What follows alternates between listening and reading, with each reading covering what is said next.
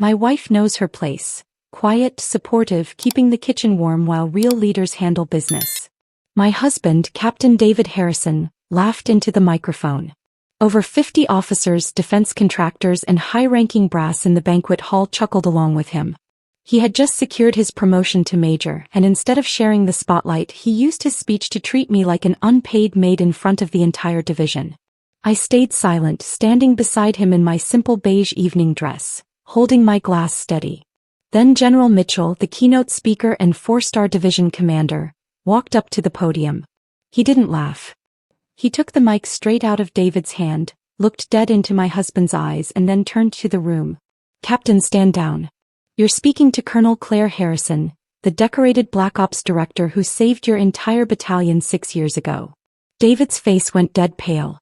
"My name is Claire Harrison. I'm 34 years old, and for the past 4 years, everyone in Fort Meade simply knew me as Captain David Harrison's quiet, supportive housewife.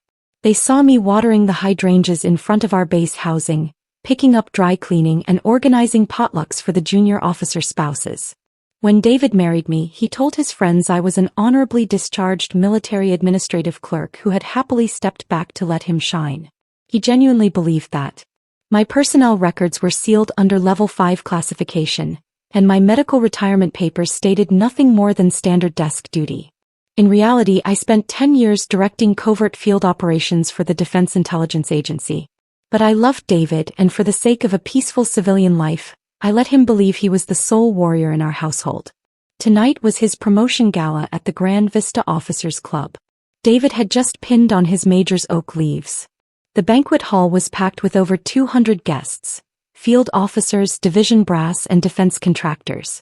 David spent the entire cocktail hour drinking bourbon, chest puffed out, basking in the praise while completely ignoring me. Whenever someone asked what I did, he'd smirk, cut me off, and say, "Claire keeps the fortress tidy while I defend the nation." I simply smiled, sipping my sparkling water. Around 9 o'clock, David took the stage for his formal toast. He adjusted his dress blues, tapped the microphone, and waited for the applause to settle. Then, instead of delivering standard military remarks, his eyes locked onto me at table 4. "I have to thank my lovely wife," David projected loudly into the mic, a condescending grin spreading across his face. "Every ambitious officer needs a woman who knows her place. Quiet, uncomplaining, keeping the kitchen warm while real leaders handle business. Some women want careers. Mine just knows how to fold laundry and stay out of the way." The room went dead silent. A few junior officers let out nervous chuckles, but most stared in sheer disbelief. I didn't flinch. I just locked eyes with my husband, watching him dig his own grave in front of the entire division. Before David could deliver another punchline, heavy footsteps echoed toward the stage. General Robert Mitchell, the division commander and 4-star keynote speaker, rose from the head table. The room stiffened instantly. The nervous laughter died in throats. Mitchell didn't smile. His jaw was set like iron as he climbed the stage steps and walked directly up to the podium.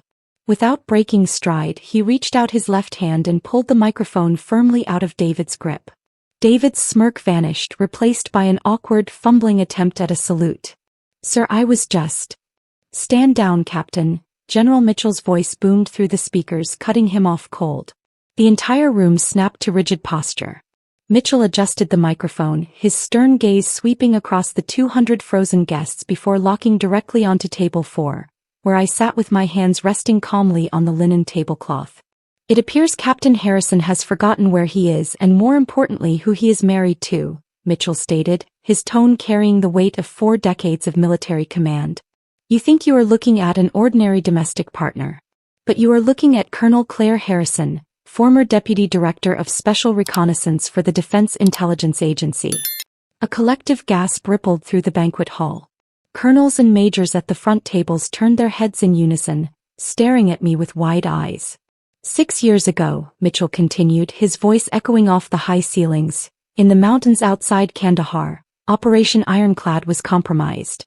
An entire infantry company, David Harrison's company, was surrounded, outgunned, and written off by command. It was Colonel Harrison who coordinated the satellite blackout, directed the Black Ops extraction unit, and personally guided the extraction birds through enemy fire to bring every single man home alive. She was awarded the Distinguished Service Cross and the Silver Star for that night. David's face went completely bloodless. His knees actually buckled slightly behind the podium. He stared at me across the room, his mouth opening and closing like a fish out of water. "Colonel Harrison," General Mitchell said, snapping to attention and executing a crisp, formal salute toward my table. "Room attention." In an instant, 200 officers, from newly commissioned lieutenants to 3-star generals, stood up in absolute unison, snapping salutes straight toward my chair. I stood up slowly, smoothing the fabric of my dress. With a quiet nod, I brought my right hand up and returned the salute to General Mitchell, then to the room. "At ease, gentlemen," I said. My voice wasn't loud, but it carried the crisp authority of someone who had commanded operations across 3 continents. The room relaxed, but the atmosphere had permanently shifted. The party was no longer about David's promotion. Within minutes, a line formed in front of me. High-ranking brigade commanders, intelligence liaisons, and foreign attaches stepped forward, extending hands with genuine reverence. They weren't making polite small talk. They were speaking to a legend they thought had vanished into administrative retirement. Meanwhile, David stood alone near the podium, completely sidelined. The junior officers who had laughed at his jokes earlier now avoided eye contact, subtly turning their backs whenever he stepped near. In the military, disrespecting a fellow officer was frowned upon, but humiliating a decorated combat veteran of superior rank was professional suicide. By 10:30 we made our exit. The walk to the parking lot was dead quiet, broken only by the sound of my heels against the pavement. The moment the car doors slammed shut, David exploded. "A colonel? A silver star." His knuckles turned white on the steering wheel, his face flushed with rage and shame. "You let me stand up there like an idiot. You've been lying to me for 4 years. How could you keep that from your own husband?" I kept my gaze fixed on the road ahead, my posture perfectly still. "I signed 5 federal non-disclosure agreements under Title 10, David," I replied, my voice steady as steel. "My operational history was classified by the Department of Defense. But more importantly, I never told you because you never cared to ask. You wanted a cheerleader who stroked your ego, not an equal. I'm your husband, Claire. I was humiliated tonight." "No," I turned my head, looking him dead in the eyes. "You humiliated yourself. You took the stage to tear down the woman who supported you, all to feed your fragile pride. You didn't just insult your wife, David. You showed every commander on that base exactly what kind of man you are when you think nobody with real power is watching." The fallout started at precisely 7:30 the next morning. David was summoned to the brigade commander's office before he even had a chance to pour his first cup of coffee. The public display of conduct unbecoming an officer, combined with disrespect directed at a senior combat veteran, had triggered an immediate administrative inquiry.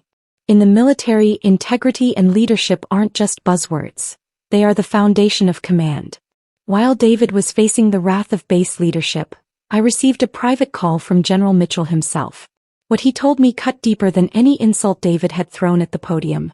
"Claire," Mitchell said gently over the secure line, "you deserve to know the truth.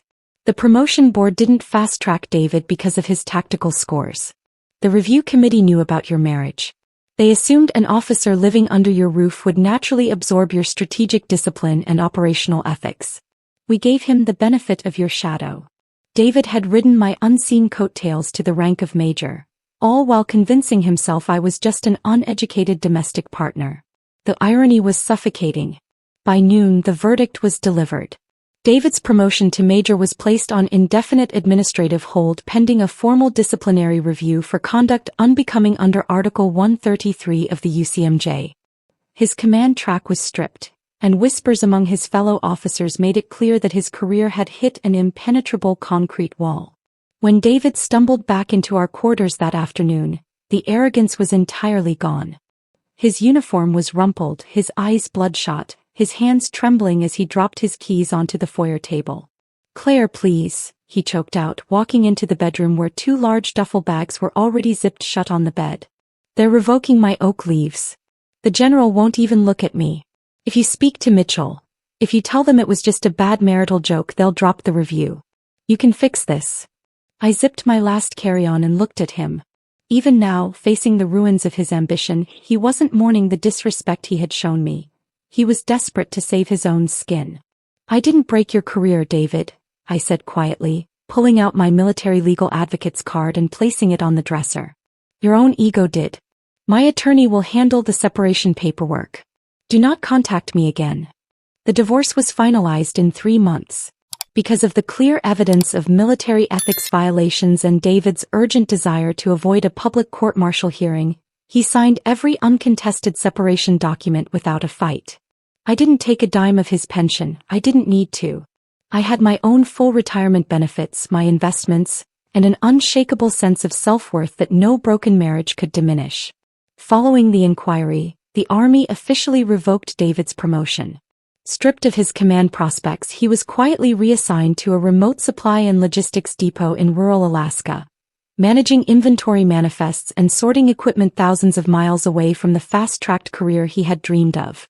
The men he once bragged to stopped answering his calls, and the prestige he craved dissolved entirely. As for me, stepping out of the shadows proved to be the best decision of my life. With my classified record now acknowledged by defense leadership, I accepted a role as a senior strategic advisor for an elite private aerospace and defense consultancy in Washington, D.C. I bought a quiet, light-filled townhouse overlooking the Potomac River, surrounded by books, fresh flowers, and absolute peace. No hidden secrets, no pretending to be small just to protect a partner's fragile pride. 6 months later, I was the keynote speaker at the National Defense Summit in the Pentagon City Auditorium. As I walked onto the main stage wearing a tailored dark suit, the room fell completely silent. Hundreds of generals, defense contractors, and foreign dignitaries looked up with genuine respect. Out of the corner of my eye, standing in the back row among the security and logistics liaison staff, I saw David. He was wearing an ordinary captain's uniform, holding a clipboard, looking tired and aged beyond his years. Our eyes met across the vast auditorium. His expression was a mixture of deep regret, shock, and profound realization. I didn't glare, nor did I smile. I simply adjusted my notes, took the microphone, and began briefing the room on international defense logistics with clear, steady authority. Some people only love you when they believe you are beneath them. But real strength never needs to shout. It simply outlasts the noise, standing tall and unapologetic in the light of the truth.